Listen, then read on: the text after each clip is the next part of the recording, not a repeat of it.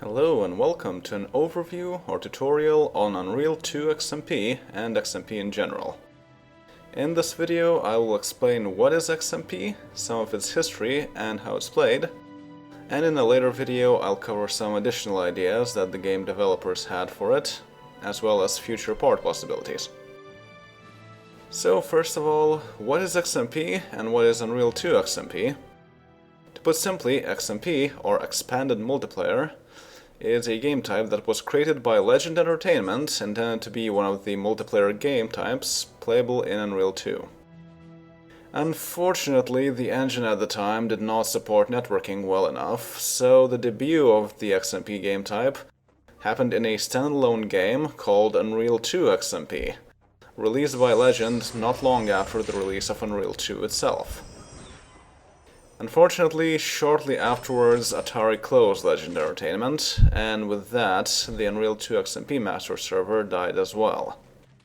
Thankfully, the community around the game created what is called the Unreal 2 XMP Community Edition, that is set up in advance to connect to the community master server, and that comes pre-patched.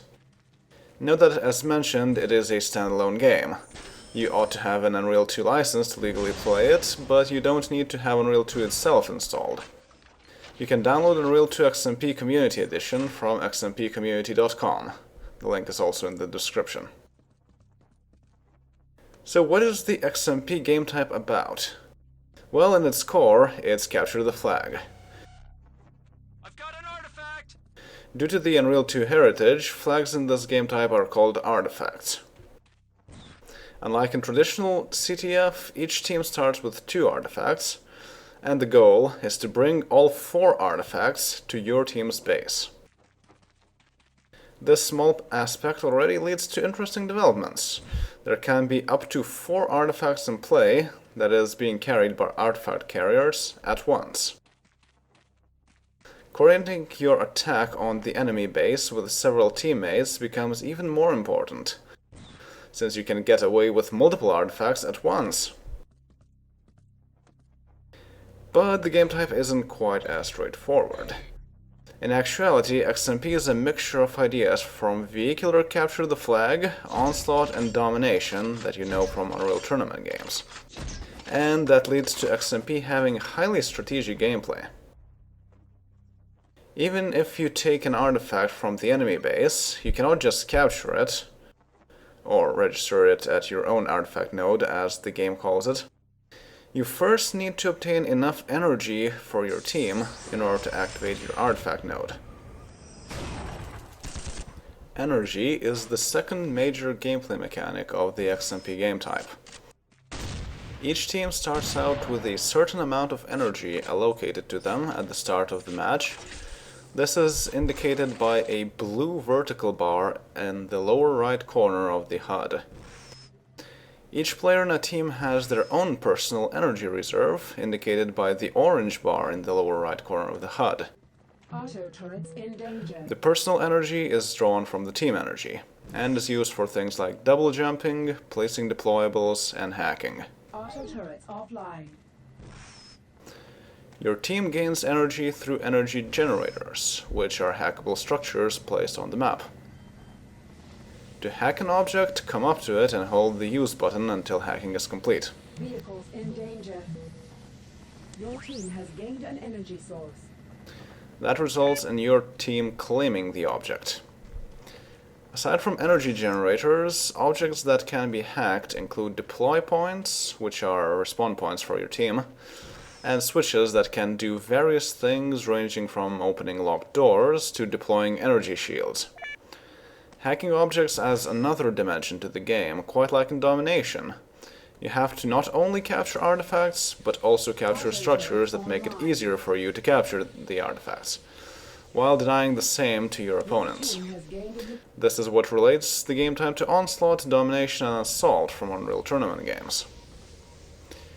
Once your team's energy supply exceeds the demand, your team gets access to various technology in the game. Laser trip mines online. Your team has control of all energy sources. Laser trip mines are mines that explode when anyone crosses the laser beam it emits.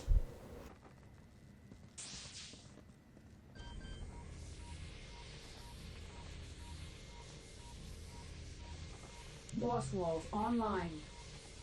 Auto turrets, rocket turrets, and field generators are the deployables we know from Unreal 2.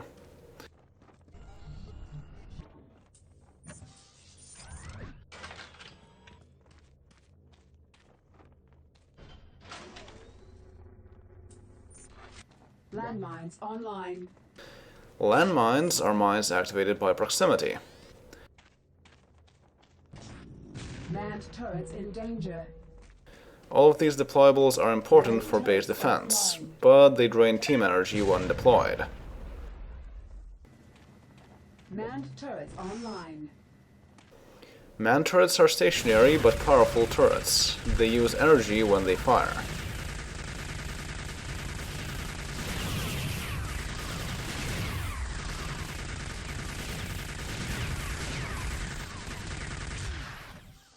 Supply packs online. Supply packs are health, shield, and ammo pickups that players can deploy to the field. Artifact node online. The artifact node technology is what is needed in order to be able to register artifacts you steal from your opponents.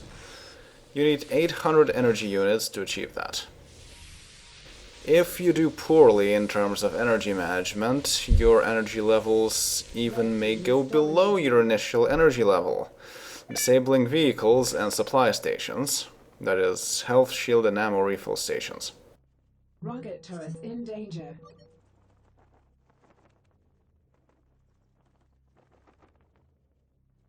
Rocket turrets offline. Landmines in danger. Landmines offline. If your energy reaches 0, you automatically lose the match, because it becomes impossible to win given that hacking requires energy by itself.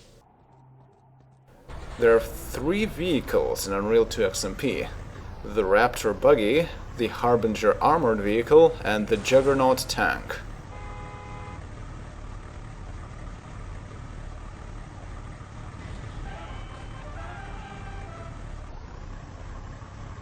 Each of these includes several slots that can be manned by one player at a time. One of the slots is the driver's seat. The driver typically has access to limited offensive capabilities.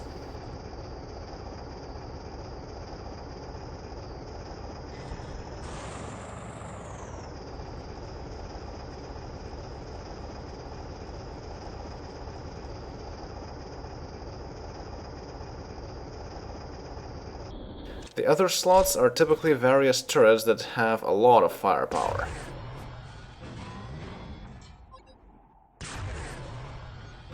Artifacts can be carried in vehicles.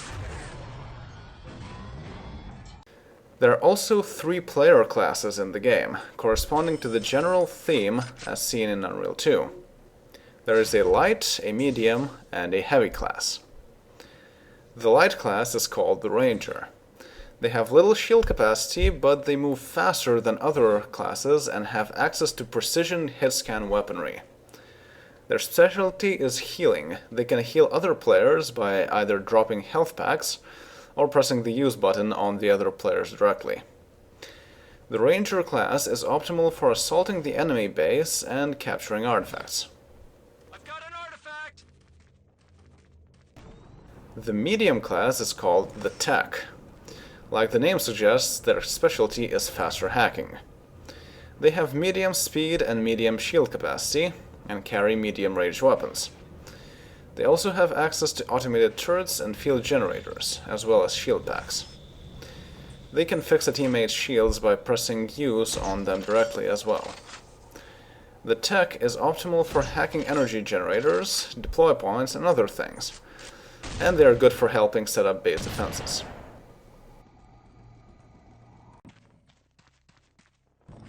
The heavy class is called the Gunner. They have high shield capacity but slow speed. They carry mostly powerful crowd control weapons. They have access to supply packs that refill ammo, as well as laser trip mines and landmines. This makes them optimal for base defense. While classes are specialized, unlike in certain other games, there is no over-specialization. Every class can do everything, just with somewhat varying degrees of efficiency. Each class has certain weapons for dealing with enemy vehicles and turrets. The shock class for rangers, EMP grenades for techs, and the raw power of the rocket launcher for gunners. When a player's HP goes down to 0, they don't die but rather fall unconscious. Teammates of any class can revive unconscious players, but they get up with very low HP until they get healed in one way or another. If there are no teammates around, or the player gets shot some more after falling unconscious, they get to select the deploy point to start from. The more deploy points are hacked by your team, the more options you will get. Much like an assault, respawns are timed in waves. Different deploy points may have different timings. One may change class during deployment too. That's the gist of XMP. The game type revolves around taking control of energy generators and strategic locations, and retrieving as well as registering all the artifacts in the map. Team coordination and strategy is important in this game type like no other, given its complexity. Auto turrets in danger. That is why Unreal 2 XMP had a big following at its heyday, which unfortunately had waned due to the loss of the master server, and never recovered even despite the new community of master server effort. Auto turrets offline. The XMP game type was later ported as a mod to Unreal Tournament 2004 under the name of UTXMP, but it too had limited success. There is hope, however, that the initiative of Unreal Tournament 4 will allow for porting the game type, or at least its elements, over, and result in the game type becoming popular once more. And that's all for the introduction to the game type. In the following videos I will show actual gameplay as well as talk about the movement and maps that ship with Unreal 2 XMP. Got an artifact! The game doesn't have a single player option since it doesn't have bot support, unfortunately, but perhaps I will be lucky enough to have someone join in while I record. We'll see. We now own this! So see you all in the next videos. Later.